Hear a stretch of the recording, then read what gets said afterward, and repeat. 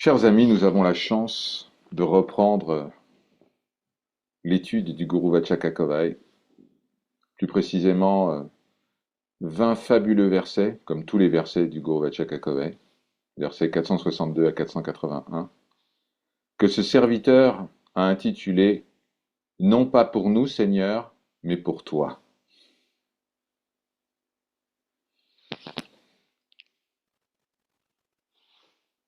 Om Namo Bhagavate Arunachala Ramanayam.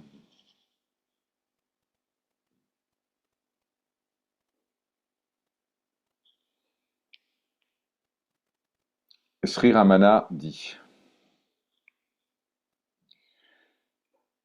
Si on atteint l'état inébranlable de l'attention constante à soi-même, à la conscience d'être, jusqu'à ce que le sommeil nous surprenne, alors n'ayons pas le cœur brisé. Ne pensons pas: oh, l'illusion du sommeil, l'oubli m'a envahi. En effet, puisque la conscience je suis continue même durant le sommeil profond n'est pas un moment d'absence, mais il est l'expérience de la lumière suprême du soi.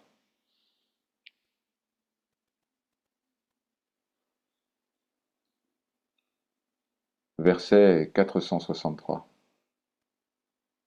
La vraie connaissance du soi est comme la corde, et c'est dans cette corde que disparaît l'apparence du serpent, le serpent qui symbolise l'illusion mentale. Seule la corde existe. Le serpent n'a jamais existé et n'existera jamais. L'univers entier, qui semble exister à cause de la merveilleuse illusion appelée Maya, n'est pas la réalité. La réalité n'est que la connaissance du soi, du un, dans lequel l'univers entier disparaît lorsque le mental, qui est sa racine, disparaît.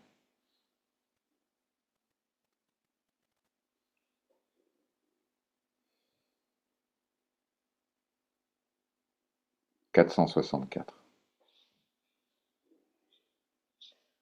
La connaissance de la béatitude suprême, qui brille naturellement en tant que je suis, sans aucun désir, au-delà de toute forme de séparation et de différence, eh bien c'est la seule réalité. Elle demeure fermement établie dans le cœur.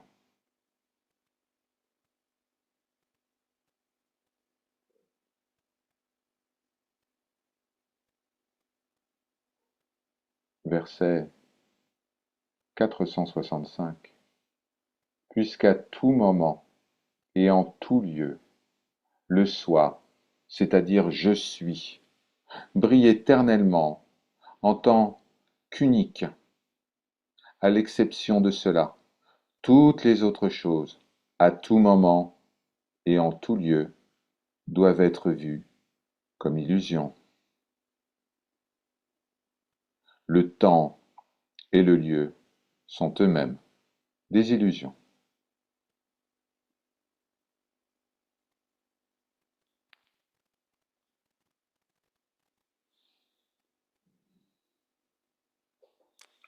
Verset 466. La pure béatitude, la paix absolue, ne rayonnera que pour ceux qui ont déposé la croyance de je suis l'auteur des actions que j'ai planifiées. Car ce sens insensé, en réalité, de l'action est à lui seul la graine empoisonnée qui produit tous les mauvais fruits.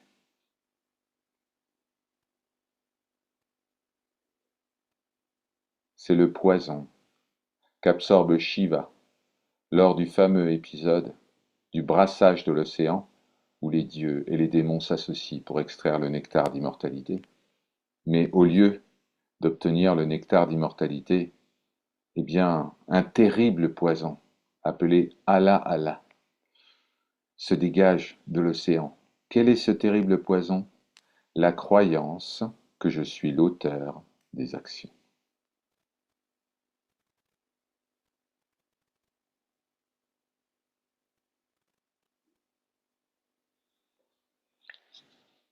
Verset 467. Au lieu de continuer, poussé par des pensées agitées, en croyant accomplir des actions telles que je devrais faire ceci ou je devrais abandonner cela, comme si tout cela méritait d'être fait, agir selon la matière dont la grâce de Dieu, le Seigneur de notre âme, nous conduit, est la forme correcte d'adoration véritable. Laissez Dieu agir à travers nous. Ne pas saisir ce qui semble s'accomplir, car tout s'accomplit selon sa volonté et non celle du personnage.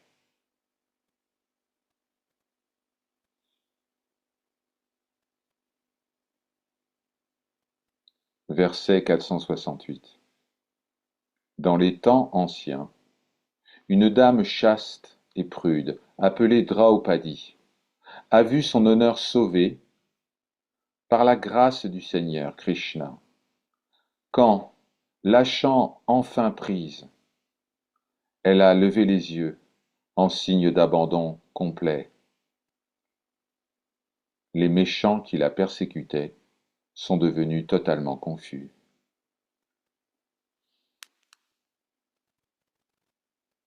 Tant que Draupadi essayait de contrôler la situation, de peur de perdre le contrôle, et elle appelait le Seigneur Krishna à l'aide, la grâce du Seigneur n'a pas commencé à agir. Mais dès qu'elle eut une foi totale en sa protection bienveillante, elle cessa de vouloir contrôler. Elle joignit les mains au-dessus de sa tête. Son abandon devint complet et la grâce commença à agir en faisant tomber autour d'elle tous ceux qui la persécutaient. Cet incident est signalé ici afin de nous apprendre à abandonner le sentiment d'être l'auteur et de nous abandonner ici à Dieu complètement et sans réserve.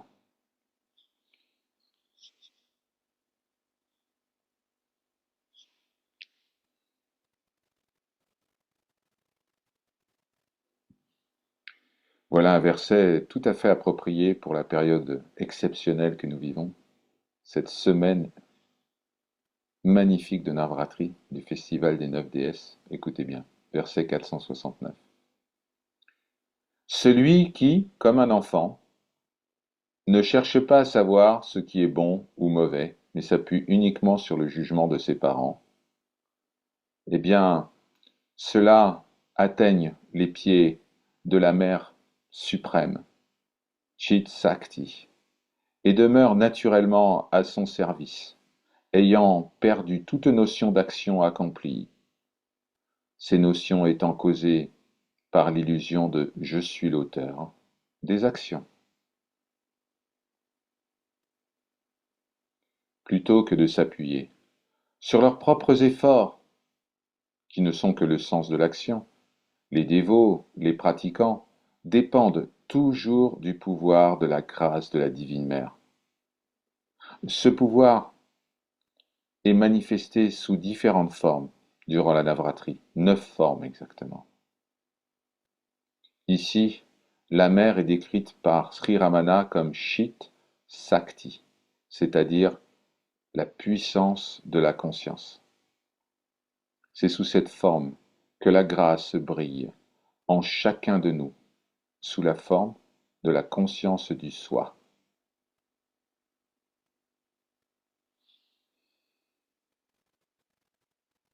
Comme un enfant qui, sans même essayer de savoir ce qui est bon pour lui, dépend uniquement de sa mère, et bien de même un dévot, un pratiquant, sans même essayer de connaître ceci ou cela, sans même essayer de commencer telle ou telle forme de pratique, sans attendre d'aide extérieure, eh bien si celui-là s'accroche fermement à sa mère, à la conscience du jeu, cela seul suffit, et il sera facilement et sûrement sauvé de toute illusion et de tous les pièges sur la voie.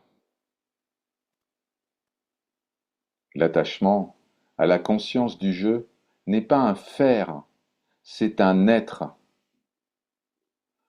Le dévot n'a pas besoin d'être un auteur et ne se révèle même pas dans une action, il demeure naturellement en lui-même. Sri Ramana dit que le fait de résider en soi est le pur service du Seigneur.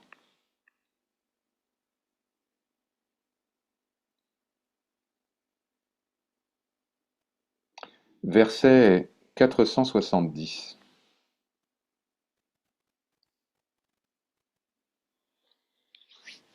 Le Seigneur qui vous a nourri aujourd'hui fera toujours aussi bien demain.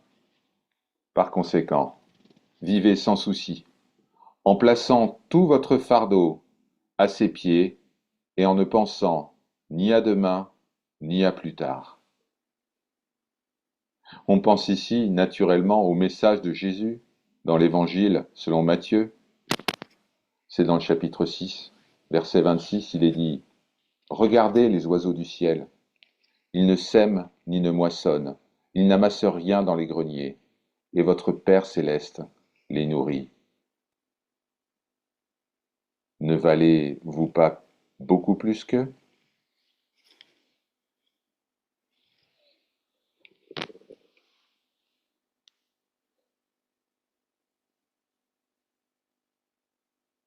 Verset 471. Par sa grâce, sachez que même pratiquer les pénitences, les austérités et le yoga avec l'intention de devenir un instrument entre les mains du Seigneur Shiva, eh bien c'est un obstacle sur la voie.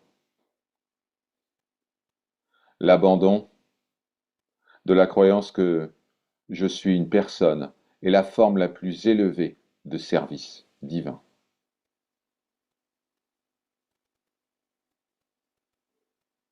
La pensée je suis un instrument dans la main du Seigneur est un moyen par lequel l'ego conserve son individualité.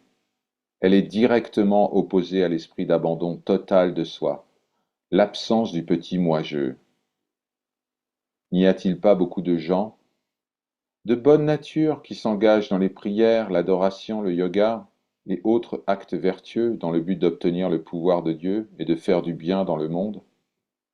Il est exposé ici que même de tels efforts sont en définitif au service de l'ego et non au service du Seigneur.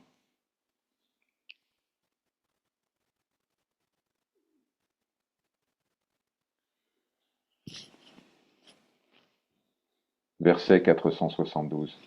Devenir un serviteur du Seigneur, c'est rester tranquille et silencieux, dépourvu même de la pensée je suis son serviteur. C'est simplement demeurer dans le soi, et cela est la connaissance suprême. Ces mots de Sri Ramana montrent à quel point la dévotion est la mère de toute connaissance.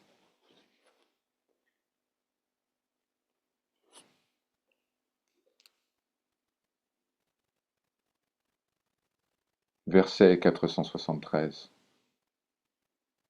Assis dans le cœur de chacun, en tant que centre du centre, le Seigneur ordonnera tout selon la destinée de chacun, ce qu'on appelle le karma prarabdha. Par conséquent, si nous demeurons inébranlablement dans le soi, notre source, tout se produira infailliblement.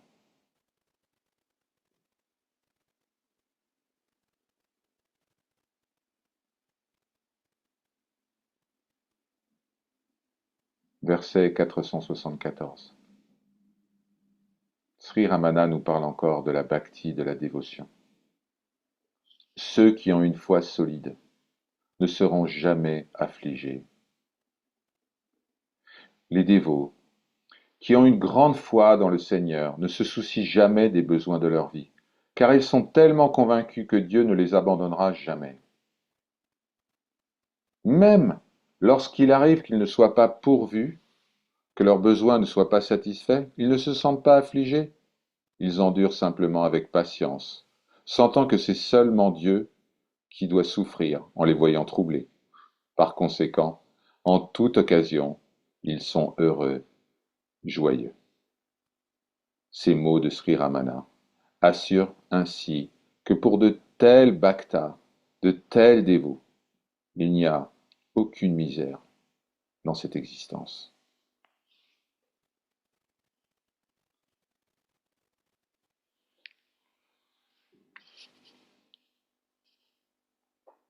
Verset 475. Puisque Dieu seul est la racine, tout ce qu'il lui est offert ira à tout l'arbre, au monde, et à tous les fruits qui germent de lui, de cette racine puissante, éternelle et profonde. Se soumettre au Seigneur, c'est comme arroser un grand chêne à la racine. Si on s'engage dans le monde en pensant rendre service à l'humanité, c'est comme si on pulvérisait de l'eau sur les feuilles et les branches de l'arbre.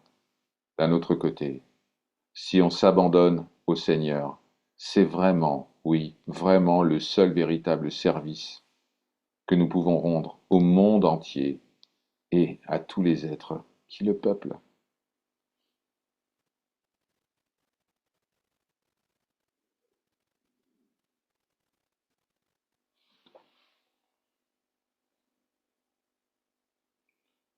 Verset 476.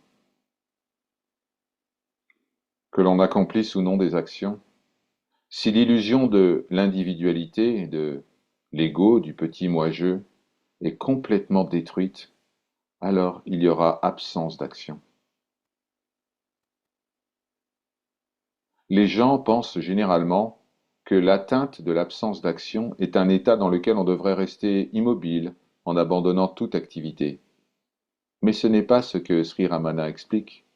Il dit que simplement le fait de reconnaître que nous ne sommes pas l'auteur des actions, ni celui qui en récolte les fruits, eh bien cela est suffisant. C'est la bonne forme d'absence d'action. Et cela seul est ce qu'on appelle le nishkamya karma, c'est-à-dire l'action accomplie sans aucun désir de résultat.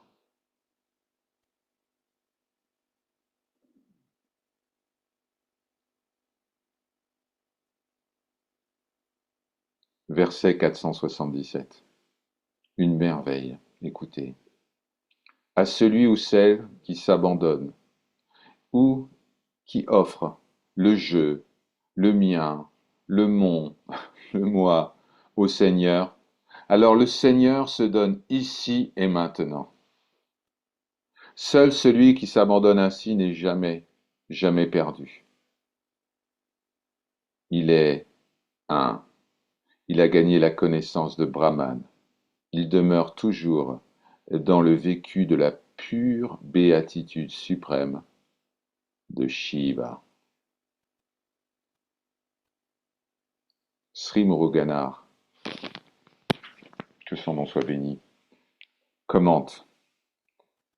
S'abandonner à Dieu signifie abandonner les notions de je et de mien.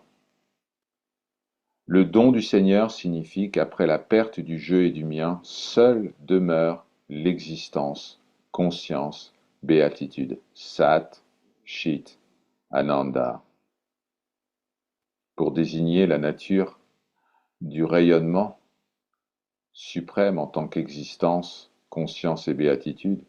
Sri Ramana dit que celui-là acquiert la connaissance et se noie dans la béatitude, puisque Satchitananda, qui est notre véritable nature, ne brille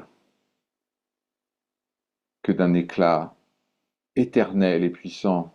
Dès que le jeu et le mien se sont dissipés, eh bien il est dit que le Seigneur se donne ici et maintenant. Car la non-saisie des possessifs entraîne immédiatement le surgissement de la lumière une que vous êtes éternellement.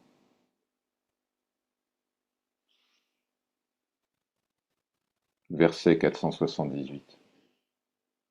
Si l'on examine bien le résultat de tous les efforts faits sur le chemin de la dévotion, Eh bien, on voit que le petit moi-je se dissout par la force de la méditation intense sur les pieds du Seigneur.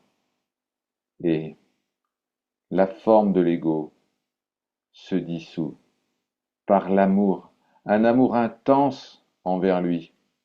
À cause de cet amour intense pour lui, le bhakta, le dévot, ne se soucie plus de rien d'autre. Ainsi, il perd tout intérêt pour sa propre individualité, et donc l'ego, ce petit fantôme, se dissout. Verset 479. Efface toute notion d'individualité. Tu ne peux avoir une position différente de celle du Seigneur, qui brille en tant que tout. La définition correcte de la dévotion suprême, para-bhakti, où règne une paix bienheureuse éternelle, et l'abandon du moi-je.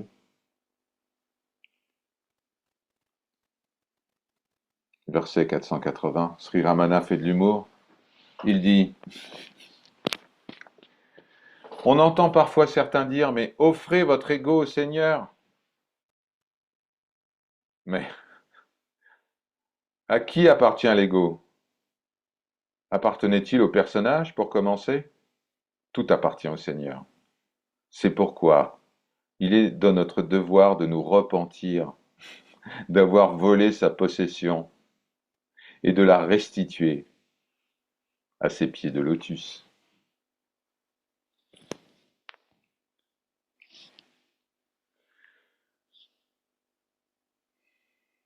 Verset 481. Il n'y a aucune raison de craindre celui dont l'esprit demeure selon la volonté du Seigneur. Celui-là prie, il dit, Seigneur, que rien n'arrive selon ma volonté, que seule ta volonté soit faite. Sri Ramana cite pratiquement mot pour mot le psaume 115, les psaumes de David, que vous connaissez peut-être. Je vais vous lire la version latine et ensuite la version française. Non nobis Domine, non nobis, sed nomini tuo da gloriam, ce qui signifie pas pour nous Seigneur, pas pour nous, mais ton nom seul, à ton nom seul, donne toute gloire. Par sa grâce. Hari Om Tat Sat. Ceci est parole de vérité.